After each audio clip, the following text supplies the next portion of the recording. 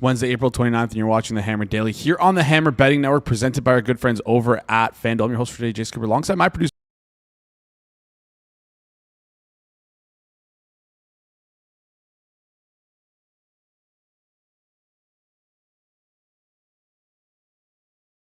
To hear what the people like, what the people are on. Even if you're in the live chat right now, I want to see what everyone is on for today. Like I said, we got a loaded show for you today.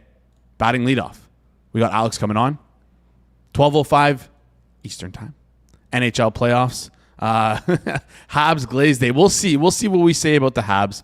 We'll see what Alex likes there. We're going to be talking through every single game tonight and tomorrow. We're going to be recapping the games last night. Did we really think Connor McDavid wasn't going to play? Like, come on, what are we doing here? The markets didn't know. He was a true game time decision. I talked about it yesterday with so many. In the bottom of my heart, I knew that guy was going to play. You see the video of him saying, dig the F in? That's a guy who's going to play no matter what. Markets were taking, like, some pretty prominent sportsbooks were taking less than they were taking on today's NHL action last night on the Edmonton game. So true game time decision, which is pretty interesting stuff there. After that, we got Geoff Fienberg coming on. We're going to talk about the Miami Open, talk some golfers to bet on. I'm going to ask him the same question I ask him every single week when it comes to golf. Should I be betting on Scottie Scheffler, and should I be using my boosts on Scottie Scheffler? Finally, after that, we got Flup coming on. Close out the show. Long time no see, Flup. Excited to talk with him about some NBA futures, a couple series that look to close out tonight. So we'll be talking about those as well. Excited to get into today's show. Do us a huge favor, smash the like button. It goes a long way here on the channel. If you're new to the channel, well, hit the subscribe button. And again, comment down below. Let us know what you're betting on today. And maybe you'll see some other comments that you agree with. You're going to bet those things as well. I want to see all that stuff from you. Before we get into things today, though, my goodness, last night in Buffalo, I don't know if this guy did this on purpose, if he was here to just jinx things, but Ryan Whitney goes all the way to Buffalo, and I guess he's caught on TV, tries to do like a Sabre beer chug. I don't. Killed the company. Whitney. I have no idea what he was trying to do with this one. That is just absolutely like psychotic. Let's pause it right here. Let's pause it right there. That is just, look at how much spillage there is on his shirt. Can't see it right now. If you let the clip roll a little bit, you'll be able to see the spillage on the shirt. Guy gets barely any drink in his mouth, just misses everything. The Sabre is cool. We've seen people chug it before. Whitney, what are you doing? This guy partially owns a beverage company, and he can't even drink a beer. This is a crazy work right here. If anyone has a Sabre, lives in the Buffalo area, mail it to me. I'll show you how it's done live on the show. Chug one out quick if they let me do that on the show. But yeah, embarrassing stuff there from Whitney. Some were saying that he was sent to actually jinx the Buffalo Sabres. It's all right. Sabres have two more chances, two more kicks of the can to close out this series. We got Alex coming on in just a second, but just want to quickly remind you guys that this show is brought to you by FanDuel. NBA fans, this is your reminder to check in daily because every day during the playoffs, FanDuel is serving up a happy hour. We're talking about special drops you won't want to miss, from profit boosts to bonus bets and more.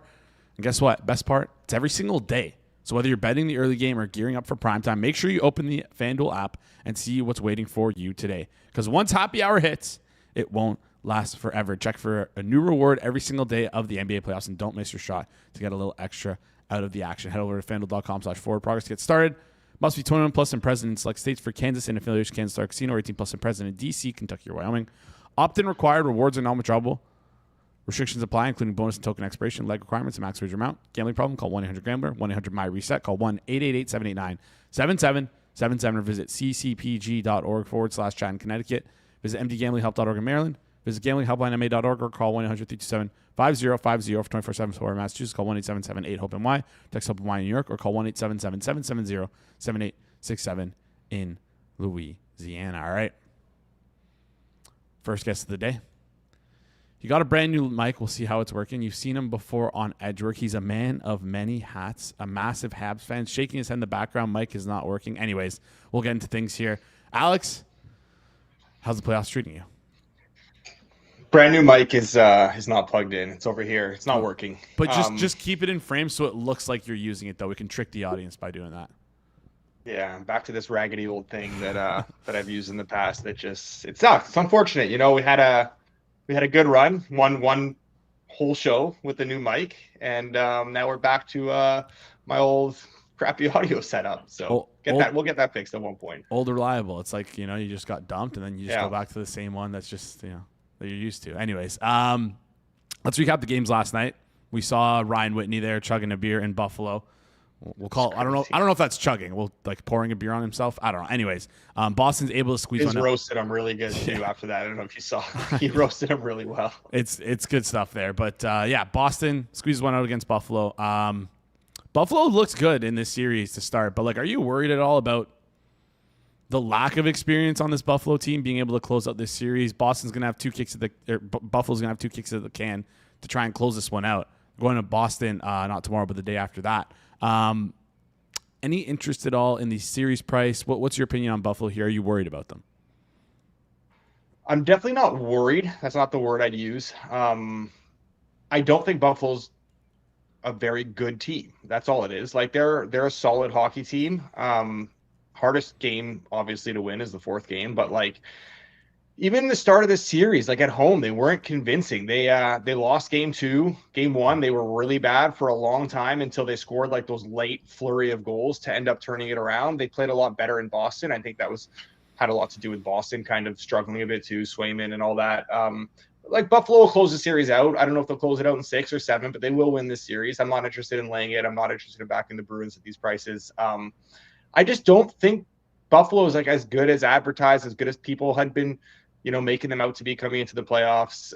They're just a solid hockey team that, they lack experience. They lack size. Their power play is not very good. Their goaltending has been good, but I don't think it's as good as it's been. Scoring and finishing was way over what they were generating. So I think they get the job done, but like I don't think they win another round beyond this. Winner of that Montreal-Tampa series, I think will take care of them. I know they'll have home ice, but and probably, especially if they win on Friday, likely more of a rest unless that Montreal series also ends in 6. But yeah, I'm just not sold on this Buffalo team, man. Like I've talked about it coming into the playoffs too. They're a team that I've kind of wanted to fade. I do have Boston series prices that are not looking great. Obviously, we're hanging on by a thread now, and that +1.5 maybe has a better chance of getting home. I don't think Boston wins the series here, but I do really want to fade Buffalo, and I think that wasn't the best chance to do it with Boston, even though I did bet them. I talked about them in the extravaganza. I like Boston, even though I don't like Boston as a team necessarily. I just like the matchup. I think next round is when we really are going to get a good chance to fade Buffalo, kind of regardless of who they play. Not even biased Habs take. I don't hope it's the Habs because I'm a Habs fan. Obviously, I hope it's the Habs because I'm a Habs fan. But I also know that we'll get way better prices if it's Montreal facing Buffalo than we will with Tampa. But either way, based on kind of their market ratings, I think for the 3 teams, I think I'll be fading Buffalo next round. Yeah, I think we obviously talked about the other side of the bracket in the East, and the Carolina, Ottawa side of things, where it's whoever comes out of that is going to destroy Pittsburgh, Philly. Because we knew Pittsburgh, Philly, they're if this was 1 to 8, they would be the 7th and 8th seeds. They're not great teams, but it's almost like the similar thing is happening to this side, even though Buffalo ended up winning, was first in their division. Buffalo, Boston, not very impressive here. If you like Boston, +350 for them to take the series, you can get that over on FanDuel. Let's move over to the next game to talk about from last night, Minnesota, Dallas. And I think this is the series that I don't want to say I'm most impressed with, but I've enjoyed quite a bit, and I think it has to do with me being expectations being exceeded by both teams, it feels like. I don't know if that makes any sense here, but I feel like both these teams have played really, really well. And the hypothetical series I've seen posted on FanDuel, they're kind of making me lean towards whoever comes out of this series. I might take the +1.5 against Colorado with Colorado's woes on the power play. But we saw Minnesota win last night. Minnesota's up 3-2 in this series. What are your thoughts on this series so far? How do you feel like either of these teams, whoever makes it, will fare the rest of the way in the playoffs? Yeah, a lot's obviously been made of Dallas, how they can't generate anything at 5-on-5, and it is crazy how bad they've been. Hints at one point will be coming back, and now if they lose in 6 or something here, then that won't be the case. I don't think we still have exact clarity, but if Hintz is back, I think that'll drastically boost what they're able to do at 5-on-5. He's such a good player, especially 5-on-5 too. Their power play is unbelievable, but getting him back will help in that regard. And I do think there'll be a problem against Colorado, but I don't think they're going to play Colorado, because I love this Minnesota team, man. And getting Zuccarello back is just like so big for them too. He's such an engine for them, and he really helps make Kaprizov tick. Them two together, like, honestly, it's crazy. Kaprizov's like a $13 million player, and he's elite, but like, he is so much better when Zuccarello's out there with him than when he's not out there with Zuccarello. So getting him back was huge. And I think whether it's in 6 or whether it's in 7, like, I'm not necessarily going to be backing Minnesota tomorrow night, although, I mean, minus 120 right now, minus 122 at FanDuel. It's enticing because I really like what I've seen from this Wild team. And I really do want to be on them going forward here because, man, they're really, really good. They can just figure out that penalty kill. And I don't necessarily think it's just the penalty kill that's an issue. I think it's Dallas's power play that's just genuinely really good. But like, yeah, I love this Wild team, and I think there'll be a problem if they do get to face Colorado. There'll be a problem for Colorado. And then you can get beyond that. I mean, there's no knowing what the ceiling is, because the pathway gets a lot easier beyond that. Yeah, we'll touch on some futures later on in the show if you got like maybe any Conn Smythe you want to talk about, or maybe Stanley Cup futures here. But this Minnesota Wild team, like you mentioned, it's like Wallsted's like digging in, giving them some good hockey. Quinn Hughes, massive bump for them. Like, Zuccarello's been great. This is a good, fun team to watch. Again, like I said, I like both these teams. And if Dallas can shore up 5-on-5, like you said, I think they're going to be a scary team as well. We'll see who ends up winning and moving on in the series. Last game from last night, Anaheim, Edmonton. I mean, do we really expect anything less? Like, the markets weren't sure. Like, based on the movement, like, no one was like, McDavid was really, truly a game time decision, or at least none of the information leaked. But I don't know. Edmonton looked fine. Obviously, McDavid looks hurt, but still played great. Like, hashtag dig the F in. We've seen McDavid sort of rally the troops before.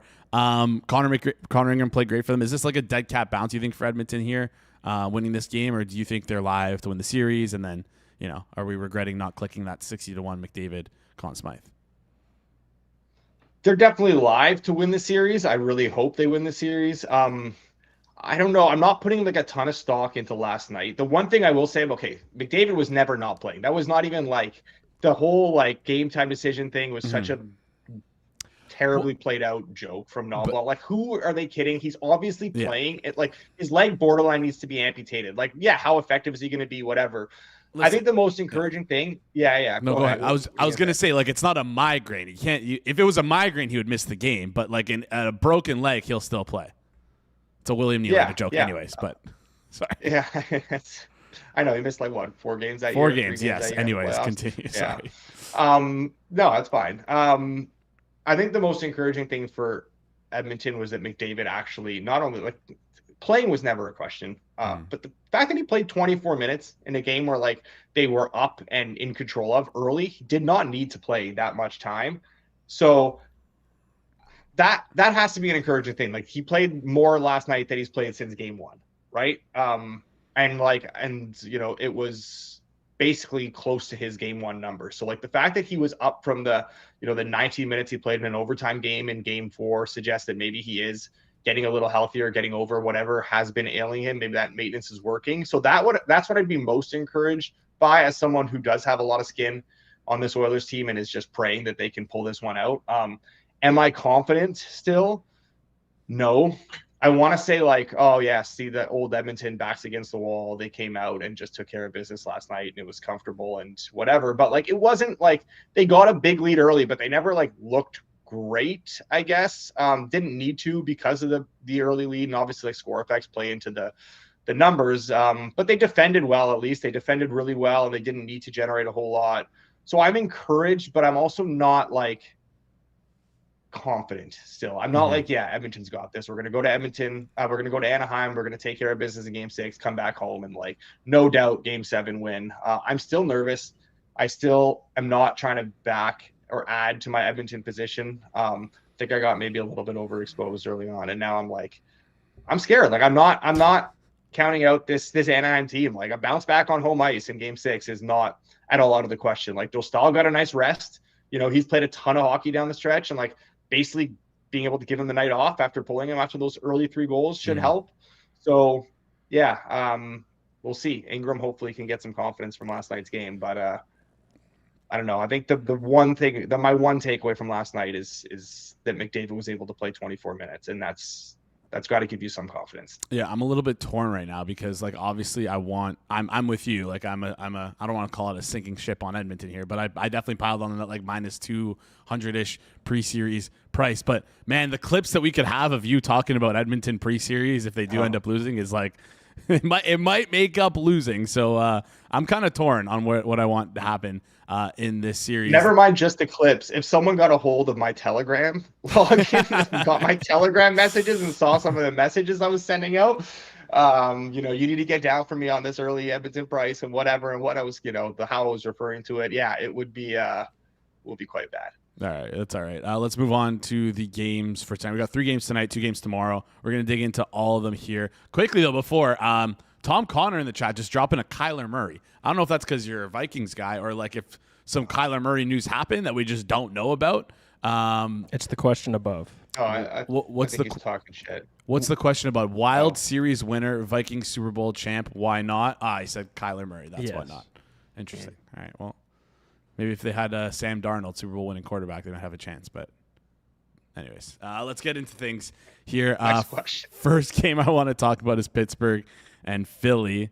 Philly had 2 chances to put Pittsburgh away. Haven't done it yet. Their third chances tonight. They're minus 120. They're at home. Totals at 5.5. Juice towards the over minus 126. Anything you like in this game in particular?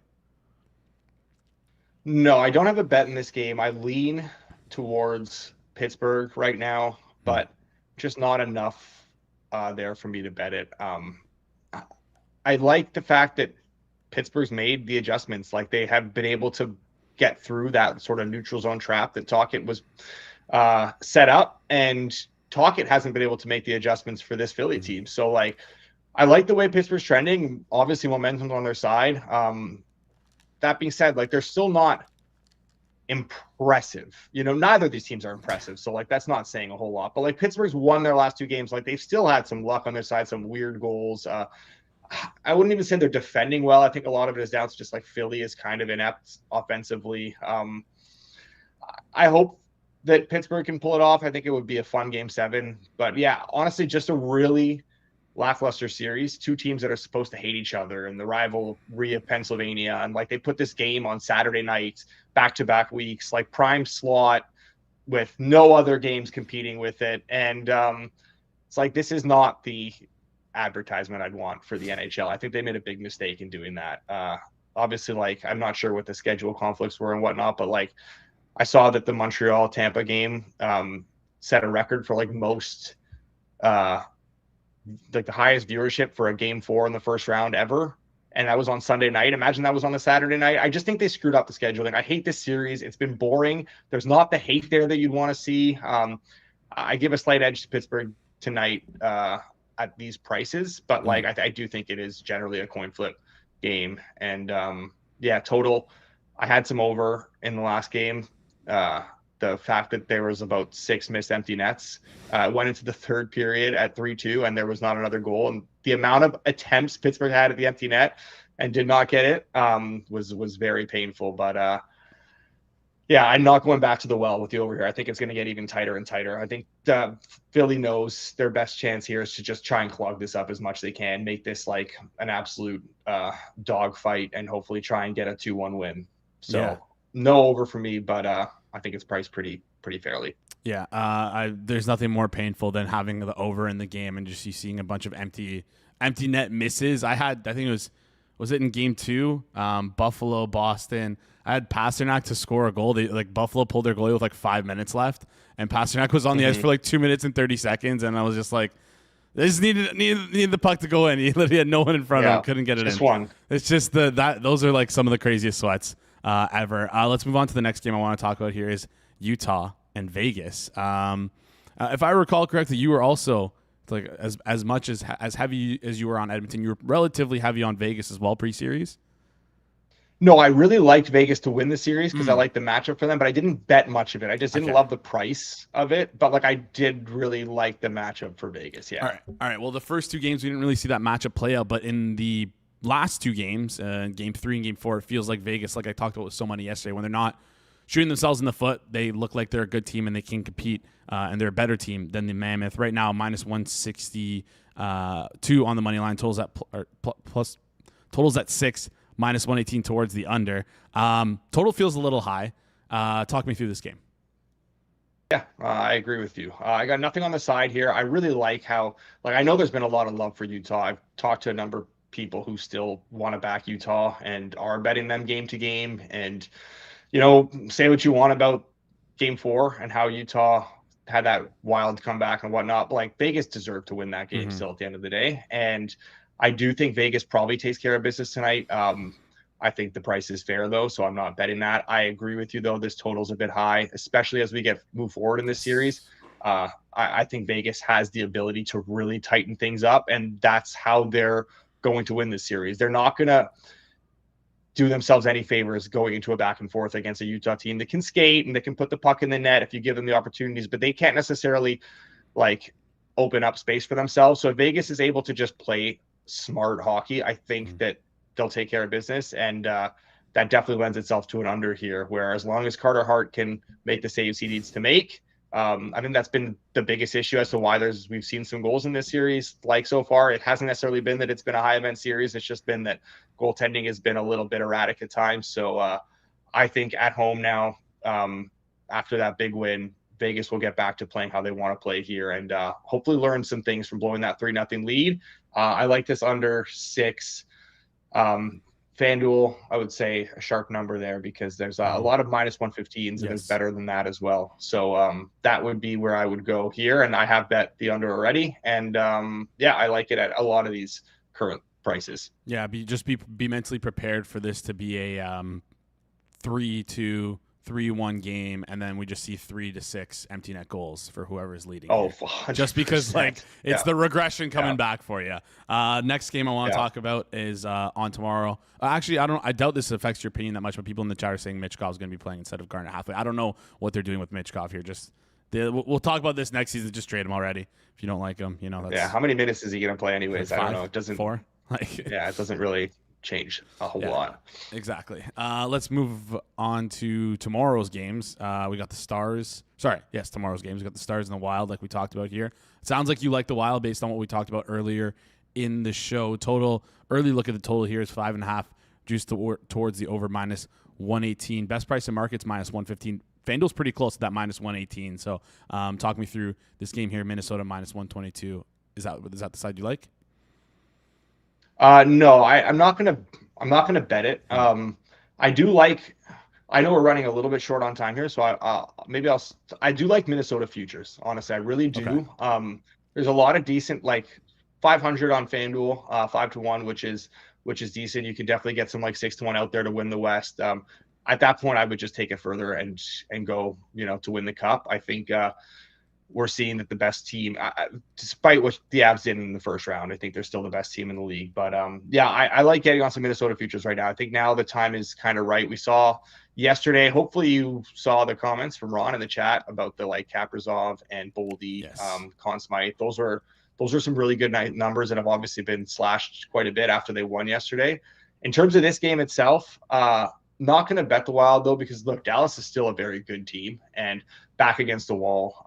Obviously, I would expect their best effort in the series coming tomorrow night. So not something I'm looking to necessarily bet here, but hopefully the Wild can close it out because, I am betting Wild futures rather than Wild Game 6. Yeah, a better way to get in on the Wild here because, again, you can have 2 kicks at the can to win this series.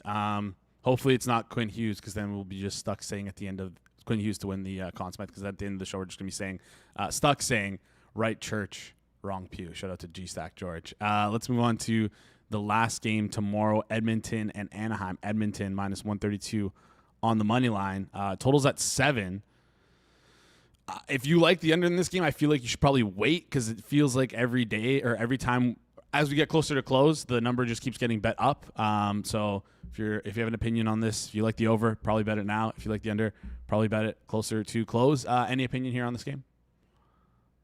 My opinion, Jason, is that you've been listening to the show, and I appreciate that. I think you can start doing your own edge work segment pretty soon because, you took the words right out of my mouth. I like this under, but I'm not betting it now. I might as well just wait because I would expect the over to continue to take money here. And, yes, McDavid played 24 minutes last night. He got some power play time. I still think there's a bit of an injury there. And elimination games, this is like the pressure-filled spot of the series for Anaheim. You go into Game 7 in Edmonton, you're kind of cooked. Like they're going to be feeling it tomorrow. This is an Edmonton team that seems like they figured some things out a bit defensively there. Hopefully some confidence for Ingram. So yeah, I really do want to get on this under 7, but I don't see any reason to rush it here. So I will be betting it. It's just a matter of when I'm going to be betting it. I think good chance we'll see like something shy of 110s pop on that, potentially even plus money by the time we get to puck drop. All right. Wow. All right. Plus money on the under could be a lot of fun. It's funny that you said like I'm listening to the show. I live the show. I'm here. What else am I doing? Yeah. Sometimes it feels like you're not even like somebody will talk about how he likes an over, and then you're like, okay, so we got the under 5.5 in that game. It's like no, we had the over in that game, but. It's a long season. Anyways, let's any other futures you like? I feel like we should close out the show because we've gone through every single all game. The games. That's everything. Yeah. Yep. Really? We don't need to talk about We're not missing a game. Okay, obviously, I saved the best for last. Montreal and Tampa. Tampa Bay minus 172 on the money line right now. Total's at 5.5. Juice towards the over. This and the Minnesota series, the two best series to watch by far in round one. Just absolute amazing hockey when the refs aren't sticking their nose in things. But I feel like unbiased Habs fan, I think this is like a Habs money line for you. No, that's what I'm like reading the tea leaves here because you got the refs whistle. You guys are playing great at 5-on-5. It seems like the plus 142. It seems like you'd like that. I don't know about we got the refs whistle, but I would say that if you're gonna bet the Habs, I think a better way to do it would just be to click the series price, which is around the same, if not a little bit better right now. They win this game. That's all. I have a hard time seeing them not winning the series here. So like, I also think there's a pathway to them losing this game and then winning the next two still. Like it's not over. Game 6 in Montreal back against the wall. That building's going to be nuts. I think they could take care of business there. So I'm a lot more inclined to click Montreal series than I am Montreal tonight.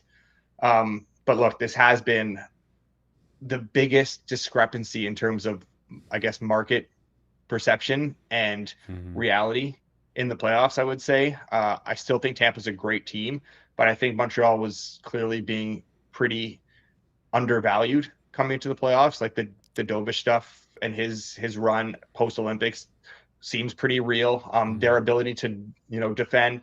And I'll be the first to say, like, I did not expect Struble and Jack-Eye to be able to, like, pick up the slack with Dobson out, but they've been fantastic. Biggest issue I've had is Carrier and Matheson were terrible last game. Like, Matheson is the best defenseman in the NHL at skating himself into pressure when there is zero reason to do that. He will get the puck behind his net with no one within 20 feet of him and will just skate himself into pressure and turn it over. Loves himself a shin pad on a shot from the point. He's been an adventure back there. If he can clean things up and they can just kind of play mistake-free hockey, Marty's a real calming presence behind the bench. I think he's done a really good job of helping to keep their emotions in check. Things got away from them a little bit last game. I like it's very minor, but I do like the fact that Kapanen's going to be coming out and Gallagher is going to be coming in tonight. I think that really helps get Evans back at center. So, I'm not betting them tonight, but I do think series and look, I don't know if I should take the hat off when I say this, but like future stuff for them too. I mean, they get by Tampa, like the path that's as hard as it gets. Like all due respect to Carolina, Tampa's as hard as it gets. So you're looking at the different price between Montreal and Tampa in the futures market, given like how kind of even they've been this series. I think it's just too big of a gap. And I think there's some value at those like 9-to-1s, 950s to win the East right now for sure. Yeah, to win the Stanley Cup 20-1, Tampa Bay 6-1. That again, like you said, for a team that's plus 146 to win their series right now with 3 games left against two teams that are if they win their series, the two teams they're playing, like we talked about, Buffalo and Boston, are sort of trending down. This is a little bit of a head scratcher on there's future prices. I just don't know if I could ever get myself to click them.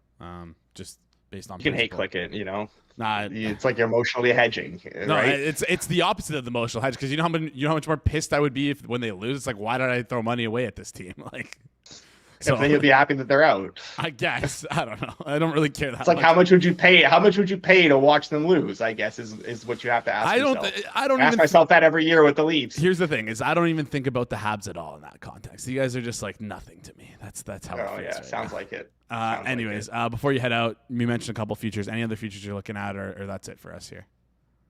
Same Conn Smythe stuff that I talked about in the Discord. Like, it hasn't moved all that much. We had Hudson 125-1. I still think Hudson at like, what is he now, like 80-ish to 1 is a really, really good bet.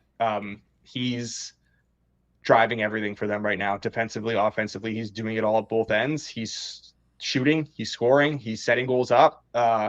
He's the best player on this team. As good as Suzuki is, and Caulfield's had a bit of a rough series. I know Slav started really well, but Hudson is the engine for this team, and I think they go as far as he takes them. I think if they were to, if Dobson does come back, whether it's Game 6, whether it's potentially next round, if they were to make it, I would feel confident in saying that Hudson will play with him. I don't think Marty's going to stray from a pairing like that, and that's only going to boost what he's able to do on both ends. Like, that was in terms of, like, I think it was guys who played at least like 200 minutes or something like that together this year, 5-on-5. That was the number one D pairing in the NHL. They just, for some reason, did not want to keep them together enough. But I think at this stage of the season, they would be playing together.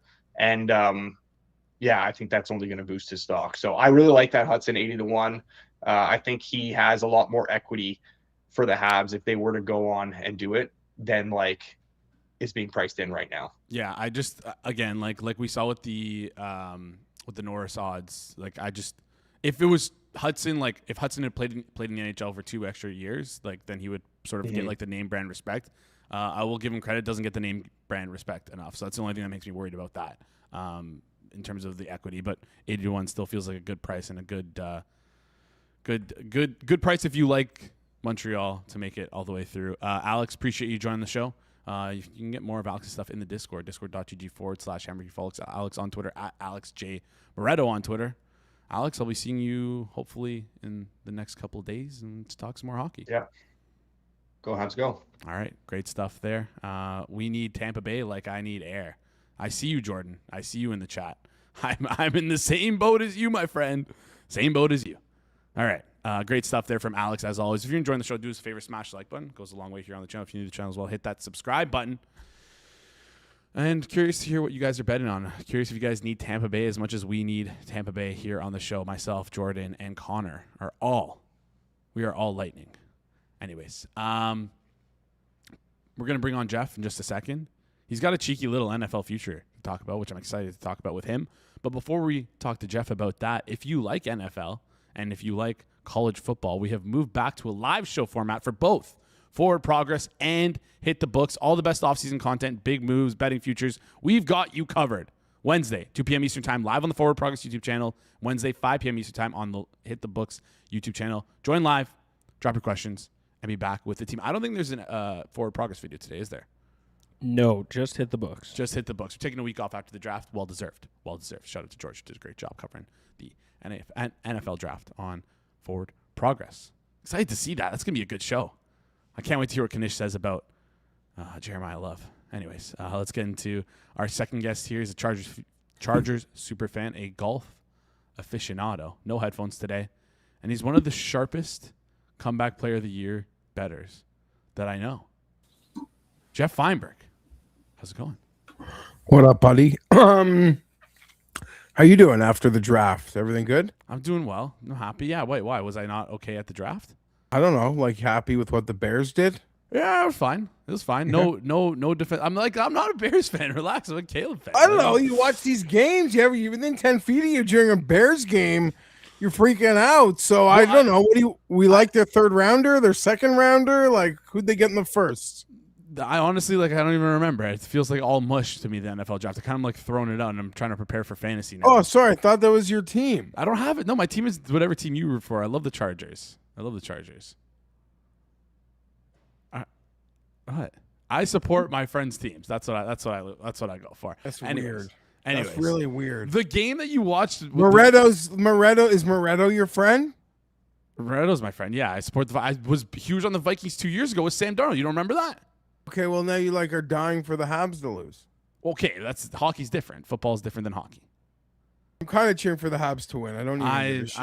I'm emotional. I just think it'll be really. I think it's just really funny for the Leafs. That's all. I don't even care about the Leafs. I just have like so much on Tampa series and Tampa futures. I just kind of want Tampa to win. Right. It's a good reason. Yeah. Oh yes, George is mentioning that the Bears drafted the safety Tiananmen or Thieneman. Sorry, we were calling him Tiananmen Square during the draft. So, anyways, let's get into today's show. Let's talk some futures because you texted me. You said we're gonna have a great show today. I don't know if that means things are gonna go off the rails or if they're gonna be on the rails and you're just gonna give out some futures that are gonna end up losing because when we're on the rails, things don't go well. Geoff, you cornered the market on Comeback Player of the Year 2 years ago. You said DeMar Hamlin will not win the award. I should have. Who's behind the scenes today? Who's working the shop? Wow, what's up? What's up, Jeff? I should have hit him up before, just to get the clip, just to remind the people. Mike, you know, Hammer Betting Network. They don't take enough pride as they should in it. They're the first documented video source, probably in any media source on any platform, to tell people to none of this DeMar Hamlin nonsense in that summer. That's all. So that should be the network's claim to fame. You never know. But this year, I noticed after the draft, or maybe they were up early, but it's been earlier. But it had been brought to my attention, Jay, that Comeback Player of the Year markets are out. And obviously, all these scientific markets, we're not going to talk about. You got other people to talk about. But a market like this, which is like the NFL Funhouse mirror market in football, as I'm trying to get it up here on my screen. What price do you need? I got him. No, I don't even need anyone. You can maybe talk it through. I don't understand what's going on. I don't care about any player. But what I did notice when this market was dropped, Jason, is there's already a mistake. And people in the audience, I wish I see you got Flup on after me. I wish you had Austin or something who could interject. But there's no way Patrick Mahomes is the favorite in this market. And that right away makes me think if there's someone you really like, I think out of the gate there could be value because they've got the favorite wrong. Or you could argue maybe the favorite is right, and that just creates a very fortunate circumstance. I am of the opinion Patrick Mahomes, if he's going to win this award, what's that going to be, a makeup for not giving him MVP? What, a week 15, 16 quarterback injury for the best player on earth, and we're going to jerk him off with Comeback Player of the Year? No chance. No chance. That's what you got?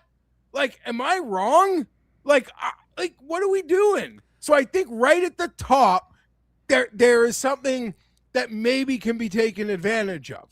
You tell me how you feel about that. No, I finally got the scroller on my screen to work, so I can see it now. Okay. But what do you got? Plus 140, Patty Mahomes? Plus 150, Patty Mahomes. Listen, the Patty Mahomes. Wait, are you looking on FanDuel? Yeah, I'm looking at it on FanDuel. Oh, they got it. I couldn't find it there this morning. Okay. Yeah, no, it's plus 150 over on FanDuel. Listen, I think that's a wrong. I don't think he can win.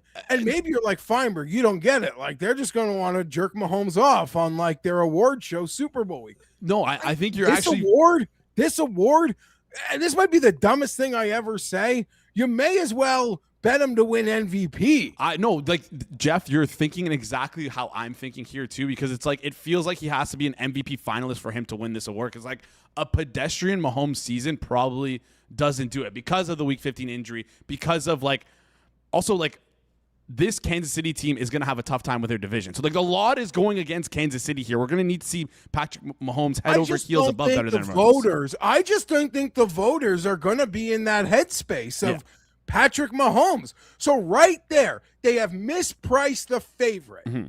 When the favorite is mispriced, God damn it, we'll be talking about Scotty Scheffler in a minute, 3-1. He's probably going to win. That ain't no freaking misprice. That ain't no misprice.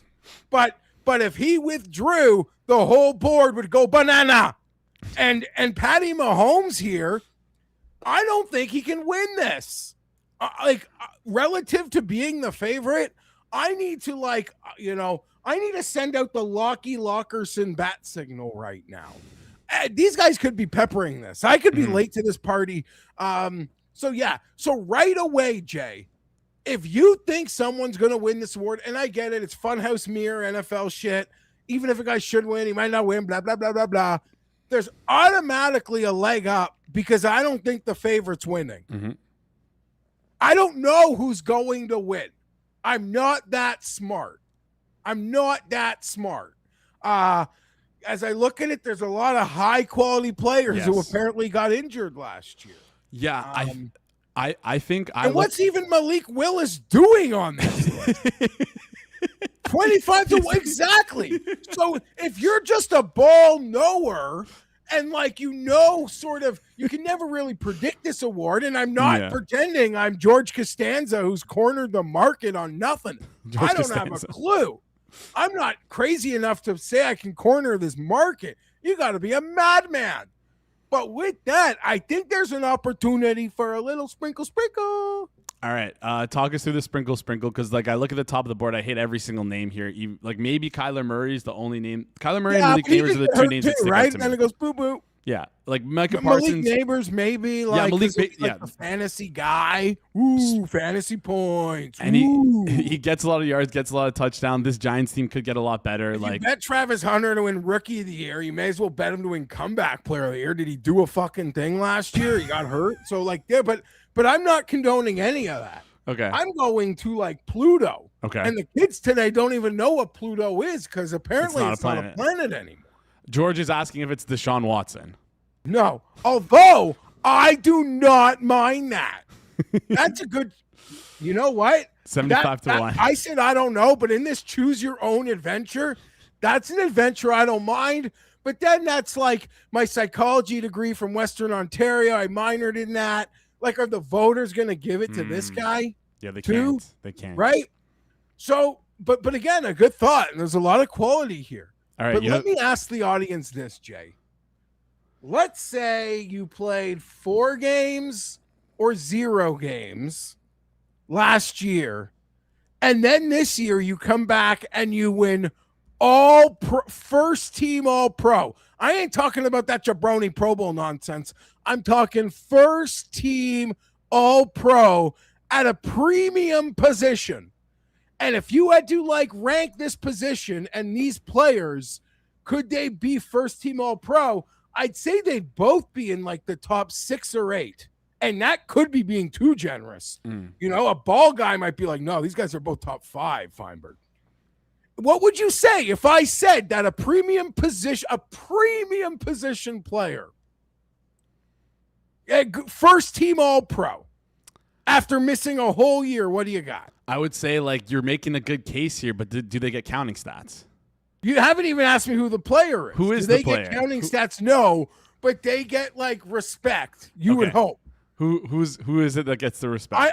Listen, I don't have the bet, but you watch this Major League Baseball stuff. You see this Mason Miller? Yeah. Yeah, so that just, sometimes things happening. You would need the mainstream media to get involved. Yep. They would need to get involved, Jay. But there's an 11-win football team who didn't even play with their strength last year. And I'm talking about Joe Alt, 125 to 1. And I don't even have odds for Rashawn Slater yet. But I would take both of them. My concern being they would eat each other's votes. Yes. Right? So, but the community would have to get behind one. We would need the internet mobs, the Kalshi traders to glad hand one. I joke. Listen, this is an insane long shot. But in reality, it comes down to What if they are first team all pro? What if one of them is first team all pro? Yeah, no, I think this is a great bet. Like, listen, the other guy listed at 125, or the other guys listed at 125 to 1 are Will Levis, James Conner, and Odell Beckham Jr. Like, what are we doing here? It would take the league. It would take like a rallying around it. Yeah. Right? And like the voters having to be like, we're so smart and we respect the offensive line. These are, more than fantasy points. Like we would need that to occur. And then maybe someone like me would be that person I hate who's like, these people, like they're so disingenuous with their opinions and their tweets. It's all centered around like a futures bet. No, we've seen it before. Yeah, we may have spent way too much time. That's fine. But on my pipe dream or my idea.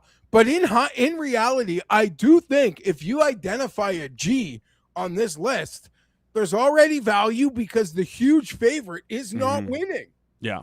And I see a lot of names on here that I just don't think will win. Simple as that. Like Tucker Kraft, Travis Hunter.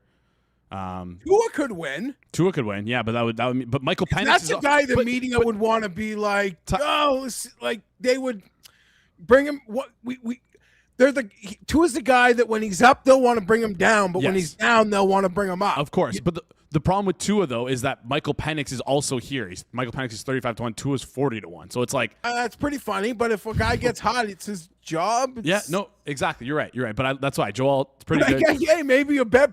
I'm talking about both tackles. You're probably better off betting both Falcons quarterbacks at what are the numbers? 40 to 1. You could bet both Falcons quarterbacks at like 40 to 1. Yeah. Or both Chargers tackles at 125. The math would say you're better off doing double barrel Falcons QBs. All right, but math is not fun. And we like Joe Alt and Rashawn Slater, who's not even Anyhow, listed. I'm just saying, premium position. Yep. First team all pro. Listen, I'm never going to tell you you're wrong about a comeback player. Problem is, Jay, if the Chargers are like banana, then you could argue people will like forget to give them the credit. Like Mike McDaniel will be like it's a credit tier thing. There right? is, but I think what's actually going to help you out a lot with offensive linemen in awards markets from here on out is the Protector of the Year award. We're now going to have to consider offensive linemen for awards and like consider and like who knows how they vote for Protector of the Year, how they're going to be doing and that. Any of those McCarthy stands on the internet who like were betting him MVP, you got to take comeback 80 to 1. Yeah, you bet him to win MVP. Maybe that's a conversation for circle back with Kirk. No, listen, it's a funhouse mirror market, narrative street. That's why I can do it and pretend that I know what I'm talking about. All right, we got to get you out of here quickly, so I wanted to talk quickly golf. Oh shit, sorry, that's my bad. That's fine. We're gonna get into the Miami Championship quickly. We can be quick. We'll be quick. We'll be quick. First time we're playing the PGA's playing at the Blue Monster in quite some time. Decade. Quite some time. We left when the Trumpy took over, and now I think Trumpy helped them squash Liv, so they jerking Trump off. And we're back here. Trump, apparently shot a 70 here, Jay, in 2013. Okay, get him on the course then. Okay, I got to see that putt one more time. He's the way he curves that is crazy. There's not a chance Trump ever shot a 70 at Doral. Obviously. This course plays really long. Are you targeting any guys who can drive the ball far, ball striking accuracy? Do you think that's overrated this week? Talk me through who you're looking at, what you're looking at for this tournament. Yeah, Blue Monster, Doral, a long history. Nice little Masters correlation, Jay. Sorry, we got too distracted early in the segment here, so we'll do this one quick. But even when the PGA Tour wasn't here, Liv actually played here the last couple years, and much of our thoughts on the course were sort of proven true in that. And we saw it in the odds this week. Anyone who pretty much is just a masher saw their odds tumble, saw their odds just absolutely crater. Like Minwoo Lee, Chris Gotterup, Jake Knapp. There's just a few of them that just saw their odds completely just tumble once people realize you're going to have to mash around here. Although firm and fast in Florida, I think the shot makers will get around. Scotty Scheffler's winning. So there's not much I can do with that. But I'm a slut for Cam Young. So we got on those early 16 to 1s early in the week. And then if you're asking me for a bet right now, it would probably be Colin Morikawa at 20 to 1. Morikawa 20-1. Justin Rose all the way back at 40-1. Justin Rose got new clubs. clubs this week. Yeah. He signed with McLaren Golf. It's weird as shit. Is this like overrating that move, or like 40-1 feels? I don't want a guy with new clubs in the bag, but this stupid game of trying to guess who's going to win, you're almost looking for reasons not to pick a guy. Mm. And an equipment change is a pretty good reason. But you've obviously assumed he's demoed them. It's not like the first time he's using them. I'd fucking hope so. Like, right? But it's just, no, I'm out on Rose. I'm out on Rose this week. Okay, so we're just looking at. But there's some shot makers down the board. I think like Akjay Bhatia, you think of a place like Bay Hill, he won there. And even in the Bombers that I mentioned got torqued down, Sam Burns, I think, is a lovely course fit. There's like 31-1 on him as I'm looking for another body for my outright betting card. All right, so we still like Cam Young at the 12-1.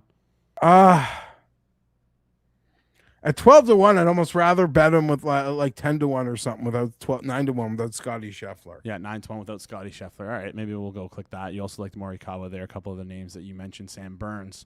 Any T10s, T20s you wanna fire up before you head out here?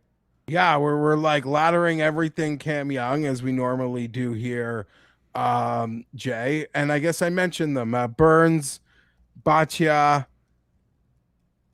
That's what I got. If we want to go like really fancy down the board, the problem is the guys you think that like should be 100-1 aren't. Mm-hmm. And if Michael Thorbjornsen wins this week, I'm going to responsibly be very no, this is FanDuel sponsored show. We're not going to say these sorts of things. I hope not. Responsibly, I just like I don't understand. The guy's 45-1. I bet him every week. Now it's an elevated event. Now I'm just getting in my head, Jay.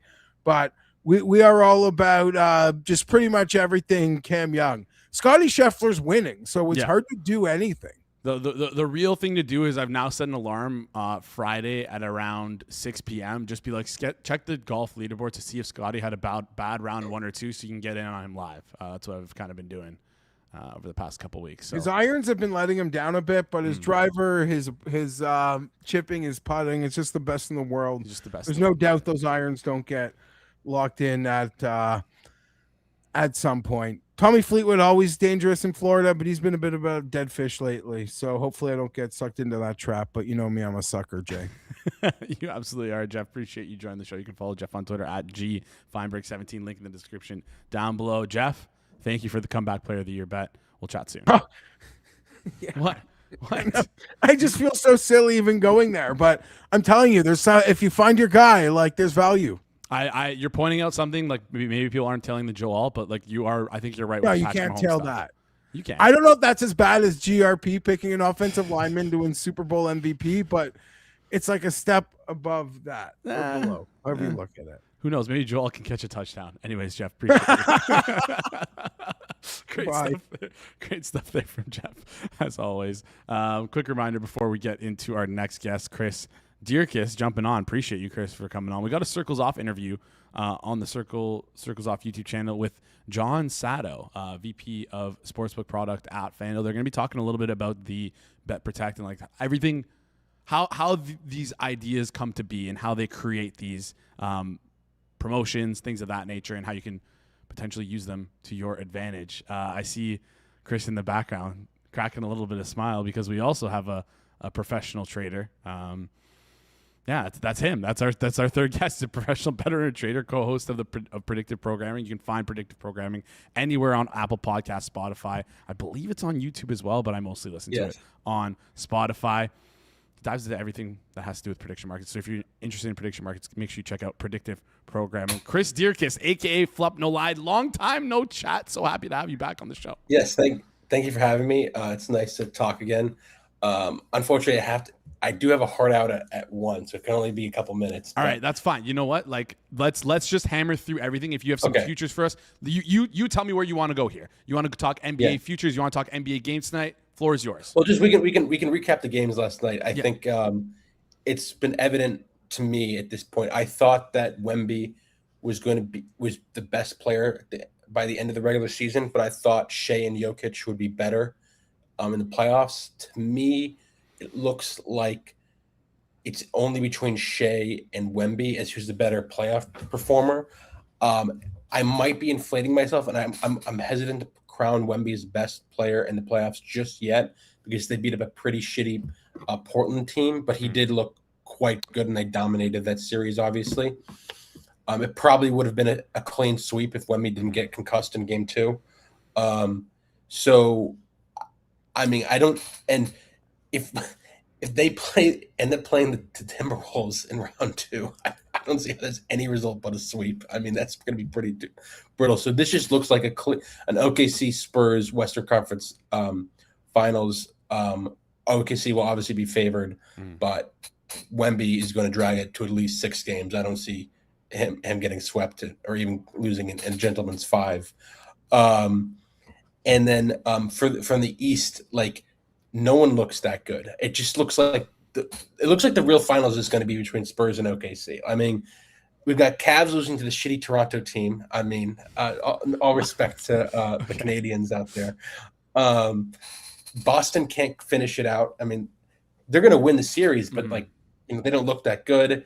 And then for games, and then the Pistons obviously going down 3-1. Kanish must be upset there. So it's really hard to see like anyone being that dominant in the East. I think OKC will be a minus like 400-500 versus whether it's Boston, whether it's Detroit, whether it's Cleveland. I think they'll be the favorite. Spurs, I suspect, will be at least 2-1, probably maybe even close to 3-1 favorite versus this team. Maybe I'm off there, but I will say seeing Boston and Spurs be similar price makes little sense to me because they both are going to have to effectively run through OKC. And if the Spurs beat OKC, it's honestly possible that they're upgraded enough that they're only within 1 point of OKC. So like, it's not like Boston gets out if an easy path the Spurs win. So I think really the only good futures out there are OKC to win the finals and potentially, depending on the price, Spurs to win the finals. I think every other future is massively bad because effectively they just take all the equity away from everyone else. Yeah, if you're going to be looking for a team in the East, don't even play them to win the NBA championship. Just play them to win the East. Yes. To win the East. Yeah. But yeah, I was going to say I feel like like Oklahoma City Thunder, they just moved minus 135 right now on FanDuel to win the NBA championship. But to see them as minus, I still think it's good. Yeah, I agree. But like where the discrepancy for me is like they're minus 240 to win the West. It's like shouldn't they be like a lot? Like, shouldn't they be like if they get through the West, the West and championship price should be closer, like you mentioned, because of how much more dominant they are than the East. Yeah, I mean that is fair. But if you just did plug a parlay calculator in, like minus 240 parlayed with minus 500 gets you minus 142. Okay, so like it's about right. And then. Remember, if the Cavs win, they're going to be even bigger than minus 500 versus Boston. And if God forbid, like. Say the Knicks are lucky enough to break through, or the Pistons like come out of there somehow, like they're going to be even bigger favorites. So like that's how you get to around that making sense, at least in my opinion. Yeah. So if you like, honestly, like you mentioned there, both the Spurs and the Thunder, both great bets at to win the championship. Yeah, and I would not bet Spurs to win the Western Conference. I would bet the Spurs to win the finals because I think the real value is them being just vastly better than Boston or Cleveland or Detroit. Yeah. Yeah, I think you make a great point there. Let's flip over and talk. Do you want to talk the games for tonight quickly before we head out? Like, quickly, Magic, Pistons. Kanish could be crying in piss on the floor. Cavs look great at home. They're finally at home tonight. Talk me through these two games here. So I was shocked when the Franz Wagner news dropped that we didn't see a market reaction. I quickly bet Pistons minus 9.5 there. Unless we see news change there, unless Wagner's confirmed in, I like the Pistons there. Cleveland, I like Cleveland a little bit, not a strong lean there. But honestly, the biggest position I have in my biggest take is I think the Rockets are quite a good price here. I would make that game closer to 2.5, and it's at 4 right now. So I think Rockets money line, Rockets spread is all quite good. So that's my biggest take there, and mostly because think about it, this game without Reeves was like what was I believe it was like, I guess it was KD, so it's hard to Yeah, it's quantify. hard to, But yeah. if you assume that KD was out and the current line changes, it should only be like a pick 'em. So they're basically valuing Reeves and an upgrade at 4 points, and we don't even know if Reeves is going to be 100%. So it seems way too much to me. Yeah. All right. So Houston seems to be the play for you here, and then Orlando if you can get those 9.5, which are like right now coming off the board. I don't even know. The Franz Wagner news just dropped like a minute ago. Like when was this? Like. No, this was yesterday. Oh, it was that he was like question. It was like that he was like potentially going to miss. Well, I don't know if this is a you thing, but like the numbers, like everything's moving on my odds screen right now to like 10.5. Shit. Yeah. I just 3 minutes ago underdog Shams, Franz Wagner not expected to play Wednesday. Yeah. All right, so that's what it is. All right, makes perfect sense there. Flop, appreciate you joining the show. Sorry we couldn't get you on earlier. I know you have to leave. Follow Flop on Twitter @FlopNoLide. Chat soon. See you guys. Great stuff there from Flop. As always, little power hour speed round. Pew, pew, pew, pew, pew. Giving us some Orlando. You scoop up those 9.5s right now while you still can because they're almost gone. They're almost gone. Anyways. All right. That's it. That wraps up today's show. Appreciate you guys for tuning in. Excited to see after the fact and see what everyone wrote down below. Is he going to give out a still line for us? Sorry we couldn't get around to Flop's opinion on the East. I just want to go through the last couple of comments here. Call Kirk to see if he has any leans today. Funny stuff. Kirk will be on tomorrow. Got a great show for you tomorrow. Appreciate you guys for tuning in. As always, let's get out of here. Shout out to our guest, Chris, Flop No Lied. Shout out to Alex. Shout out to Jeff. Shout out to Mike working his way behind the board. Shout out to you guys for watching us all the way through here. Before you head out, smash the like button, click that subscribe button, and share with your friends. There might be some comments. Check the comments. There might be some comments for some stuff you might want to bet on.